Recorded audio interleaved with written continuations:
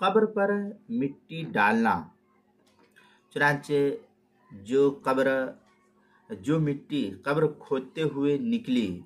اور عام طور پر جب قبر کھودا جاتا ہے تو مٹی اسی کے ارد گرد رکھ دی جاتی ہے، تو جو مٹی قبر کھودتے ہوئے نکلی وہی مٹی دوبارہ قبر پر ڈال دی جائے،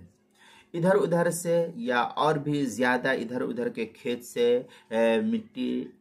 نہ ڈالی جائے، اور مٹی ڈالتے وقت میت کی سر کی طرف سے دونوں ہاتھ سے 3 مرتبہ مٹی ڈالے۔ پہلی مرتبہ جب مٹی کو ڈالنے کے لیے اس طریقے سے مٹی کو اٹھائے تو پہلی مرتبہ جب مٹی اٹھائے تو کہے منہا خلقناکم، اور اس طریقے سے مٹی اٹھا کر کے منہا خلقناکم کہہ کر کے مردے کے قبر پر ڈال دے۔ دوسری مرتبہ جب مٹی کو پھر اس طریقے سے اٹھائے تو کہے وفیہا نعیدکم، اور پھر لے جا کر کے قبر پر رکھ دے۔ تیسری مرتبہ کہے ومنہا نخرجکم تارۃ اخری، یہ پڑھے اور تیسری مرتبہ اٹھا کر کے مٹی کو قبر کے اوپر ڈال دیا جائے۔